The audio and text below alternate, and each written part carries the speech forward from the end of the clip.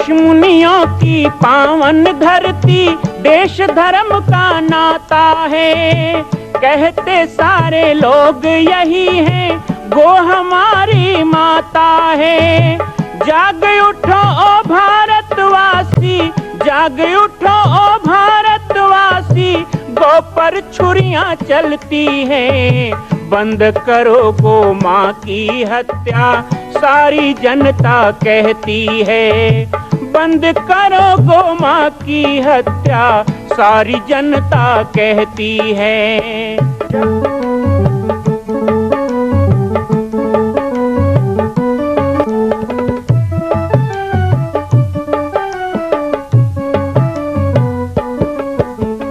जगह जगह पर बूचड़ खाना, लाखों गौएं कटती हैं। किसे सुनाए व्यथा हमारी, नैना नीर बहाती हैं। रक्षा करना गौ माता की, रक्षा करना गौ माता की, गीता ज्ञान सिखाती है। बंद करो गो माँ की हत्या, सारी जनता कहती है। बंद करो गो माँ की हत्या, सारी जनता कहती है।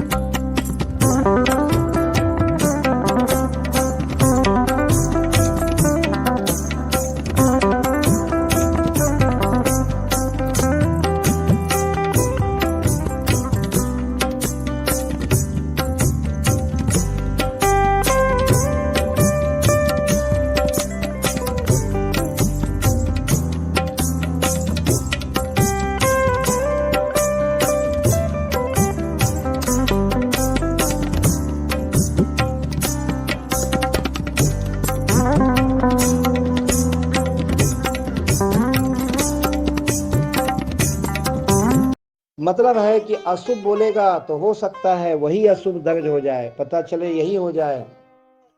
तो तू जो बोल रहा है उसे शुभ शुभ बोल। हमारा वेद कहता है, तन्मे मनः शिव संकल्प मस्तु, तन्मे मनः शिव संकल्प मस्तु। हे प्रभु, मेरा जो मन है वो अच्छे संकल्प वाला बने, इसमें बुरे संकल्प आए ही नहीं।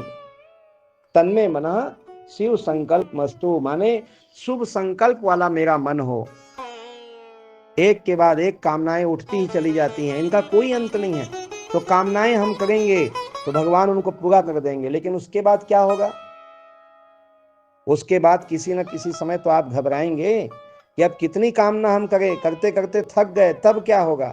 तब आप चाहेंगे कि हमारी कामनाओं का अंत हो गया, अंत हो जाए। बहुत कामनाएं कर ली, तब उसका क्या तरीका है?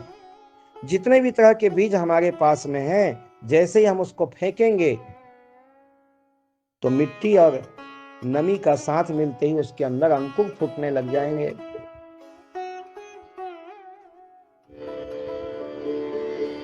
अगर किसी अनाज में हम अंकुर नहीं चाहते हैं, इसमें अंकुर ना निकले तो, क्योंकि ये परंपरा है कि एक दाना बोएंगे तो कई दाना उगेगा, फिर उसे बोने पर वैसा ही दाना उगेगा, फिर दाने बनेंगे, इसका कभी अंत नहीं होगा। अंत करने का क्या तरीका है कि दाने भून दिए जाएं, उबाल दिए जाएं। भुने हुए और उबाले हुए बीज फिर से अंकुर के रूप में उगने लायक नहीं रह जाते हैं। उसी तरह जो व्यक्ति संसार में मन लगाता है, एक में मन लगाए तो दूसरे में मन लगाना पड़ेगा, दूसरे में मन लगाए तो फिर तीसरे में लगाना पड़ेगा। अगर वो मन उसने लाकर भगवान में लगा दिया तो फिर और किसी में लगाने की जरूरत नहीं पड़ती है। समझ लो कि भाड़ में अपने अपने अनाज को भून दिया, इसलिए उनको कामनाओं से उबन चढ़ गई, उसे तपस्या, त्याग और साधन की आग में उसने उबाल दिया, जला दिया। याता बला वृजम श्रद्धा मये माम रस्य था छपा यदुद्दिश्यत व्रत भीदम चेरुगारार्चनम सती। भगवान ने कहा आप लोग अपने अपने घर को जाइए, आपकी साधना सिद्ध हो गई है।